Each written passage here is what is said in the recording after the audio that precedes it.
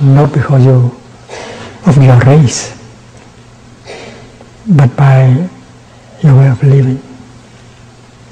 And the Buddha said that very clearly. If you practice right thinking, your thinking is noble. If you practice right view, your views are noble. If you practice right speech, your speech is noble. If you practice right action, your action is noble. And I can call you your nobleness, your holiness, your nobleness. Because the element of nobility is there. Every time you produce a thought that has the element of understanding and compassion in it, that thought is noble. Every time we say something, and if that something carries compassion, understanding, that speech is noble. You don't have to try to convince that you are noble. You just demonstrate that you are noble in three aspects: thinking, speech, and action. And nobody can deny that you are really noble, a noble person. And this is what the Buddha said: you are noble because of your way of life and not because of your blood. And the word noble path is very clear.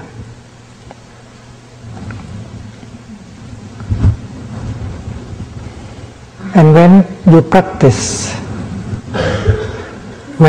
the opposite, you follow an ignoble path.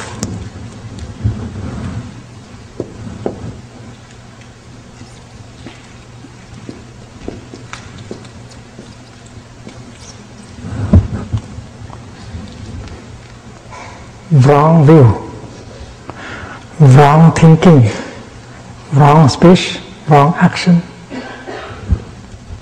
and then that open the door of the hell for you and for other people.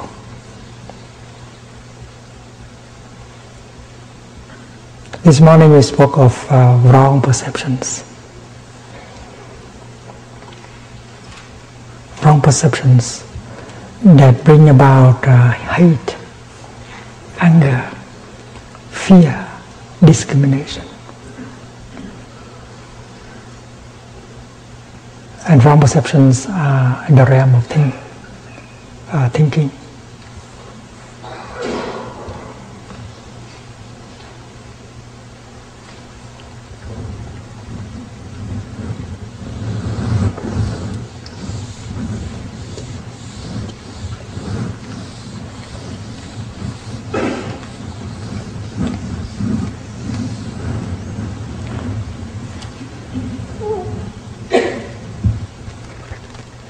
Our consciousness is like a television set with many channels. If you want the channel hell, you push on the button, the ignoble path, and you have hell right away. And if you want well-being, you push on the button noble path.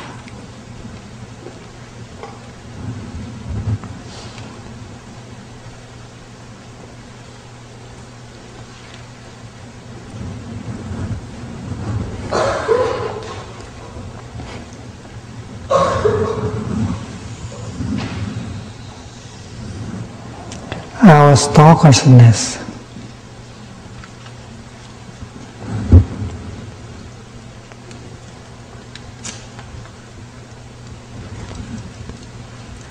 preserve within herself all kind of seeds.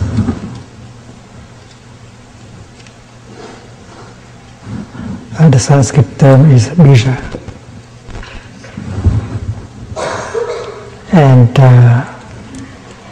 There are wholesome seeds and there are unwholesome seeds. According to Mahayana Buddhism, there are 51 of varieties of seeds.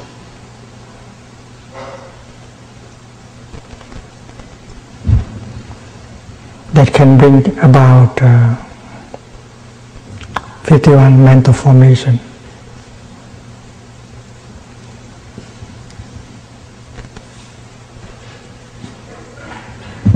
And we have learned that the seed of anger, when touched, will manifest as a mental formation called anger. The seed of mindfulness is touched, manifests itself as a mental formation called mindfulness of anger.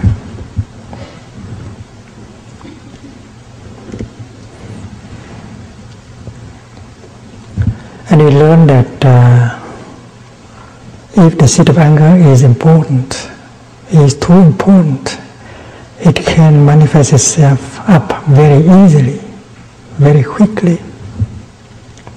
The seed of violence, the seed of despair, the seed of fear. And that is why the practice of mindfulness is to prevent these seeds to grow every day. Everyone has a seed of anger, despair, fear, hate. And if we allow that seed these seeds to be water, they will become strong. We will suffer, and we make the people around us suffer. That is why this morning we talk about a peace treaty signed by a couple. Each one promised that he or she will not water the negative seeds in him and in the other person. This is a very beautiful practice of peace, of happiness, called the practice of selective watering. And we have seen that the practice does not need a long time. Half an hour practice can already change the situation. You practice watering the good seed in you, you practice watering the good seed in her or in him, and 15 minutes, 20 minutes after, you and the other person feel much better. And if you know how to do it every day, the situation will change. And you have to sign it, a treaty of practice. And if possible, you sign it in the presence of many friends in the Sangha. The peace treaty is signed in Plum Village by many couples. And between father and son, mother and daughter also, in the presence of Sangha. And after signing, they practice and they report to us. It's very effective practice.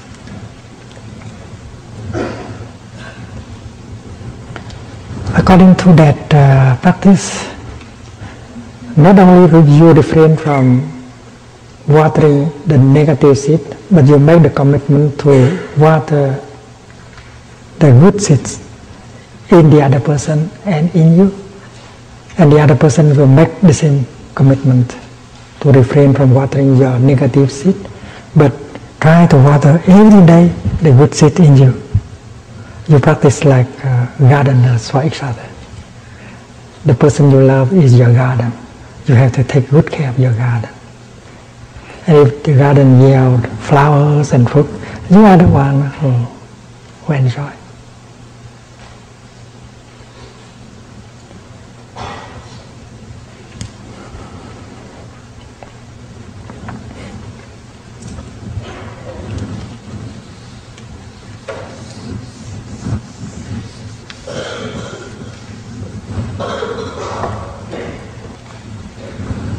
the Buddha and his senior disciples like Shariputra like to talk about the Seven Noble Truths in terms of consumption. Consumption.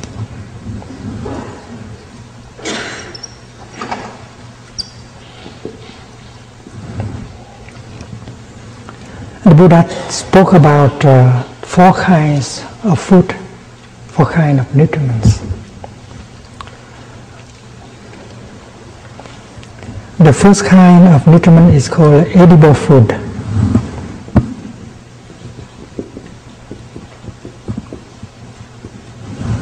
You take in by the way of the mouth. And the Buddha urges us to consume only items that bring about lightness, healing, nourishment into our body and into our mind.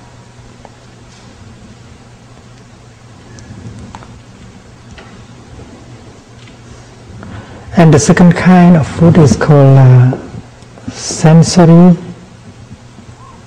impression.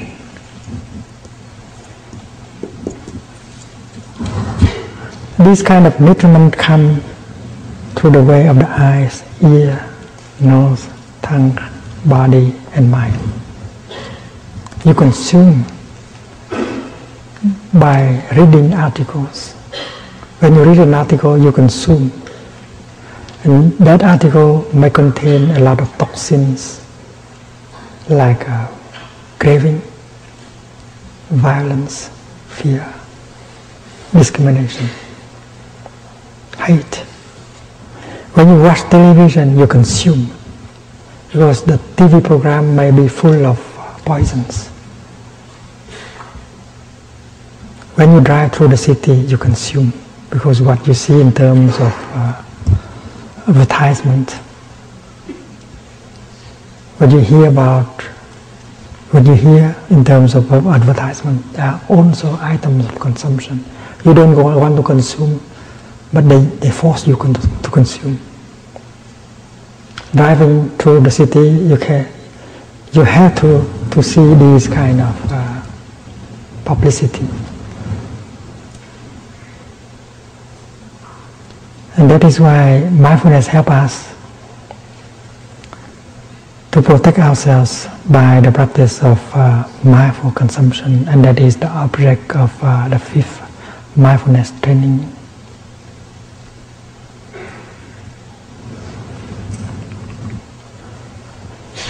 Our young people watch television several hours a day, maybe 2, maybe 3 or more, because their parents are so busy.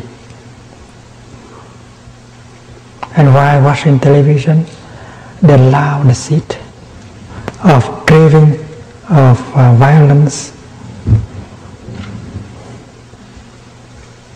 in themselves to be watered. They keep growing. And this is very dangerous. Even conversation may be highly toxic. What the other person say may be full of hate, of despair. And after 1 hour of listening to him or to her, you feel paralyzed, so much toxin in what she said. And that's why don't listen too much to that kind of conversation. And if you are a psychotherapist, it's not wise that you spend all day listening to the suffering of the people. Because you have seed of suffering in you, and if you continue to listen to them, the seed of suffering in you will be watered again and again, and someday you get sick and you go to another therapist.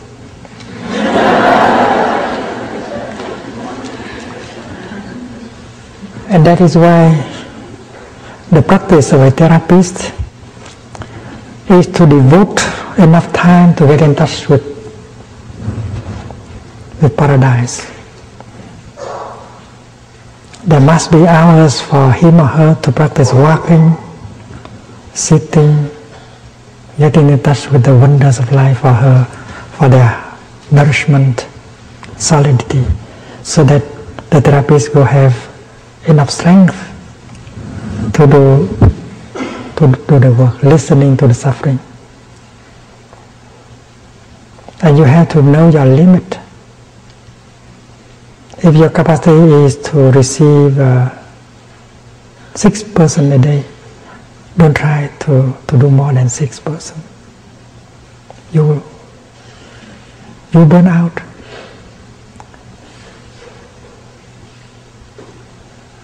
Your suffering will increase to the point that you will not be able to continue. That is why, as a therapist, you have to practice like this.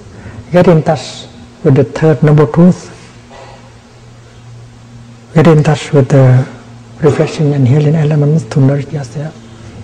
Using mindfulness in order to look deeply into the source of well-being and practice mindful consumption so that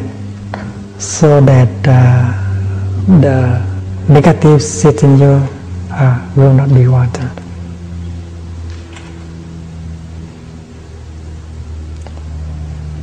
We have 6 doors.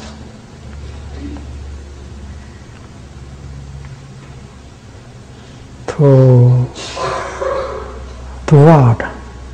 We have posted a inspector, a soldier in front of each door. The door of eyes, the door of the ear, the door of the nose, the door of the tongue, the door of the body, and the door of the mind. And do not allow the enemies to penetrate into your citadel.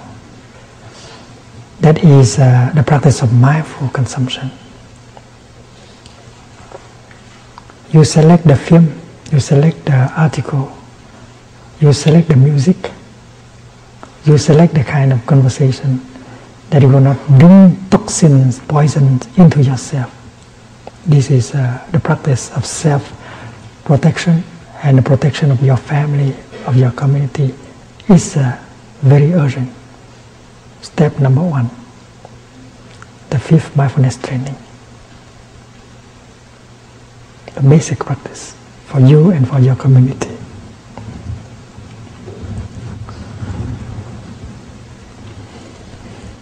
If you don't, and then they grow very big, and they tend to push the door of mind consciousness to come up. Usually, we say that store consciousness is like the basement, and mind consciousness is like the living room. And anything you don't like, you put in the basement.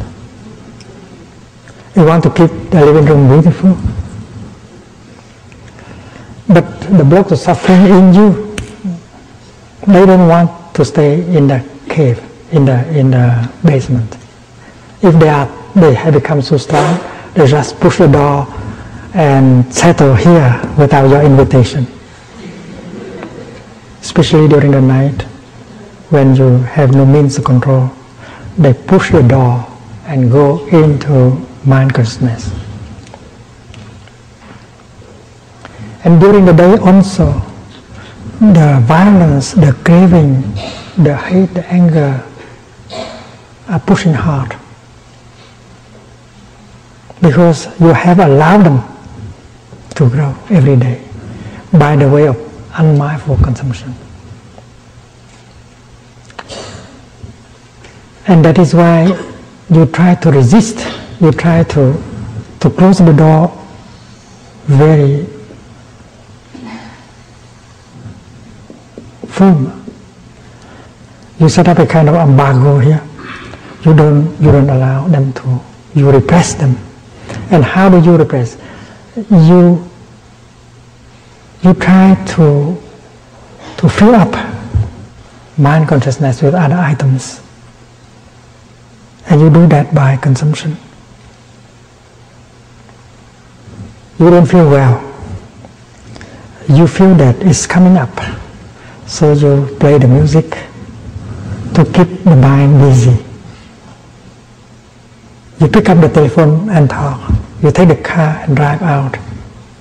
You turn on the television. You do everything in order to keep the living room occupied so that these blocks of pain have no chance to come up. That is the policy that many of us adopt.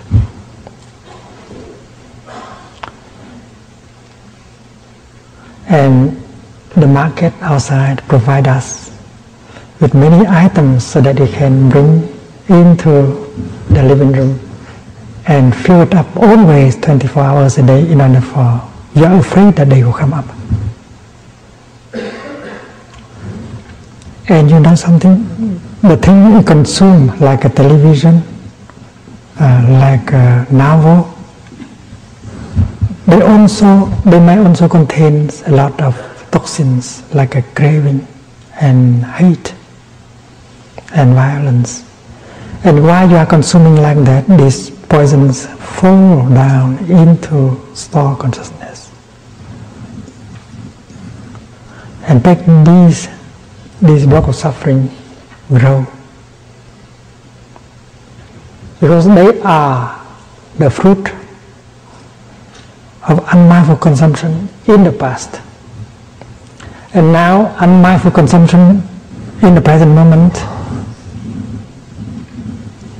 continue to make them grow stronger. And this is a very, very dangerous situation. And that is why the first step is to stop this kind of unmindful consumption, preventing these seeds that are already important not to grow anymore. The first step.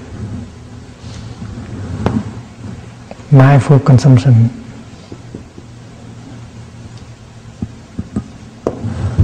And you have to discuss the strategy of mindful consumption with your beloved one, with members of your family. You have to meet in emergency, like the cabinet of a government, to meet in emergency to discuss a strategy for self-protection of the family, of the couple. Mindful consumption is the object of the fifth mindfulness training.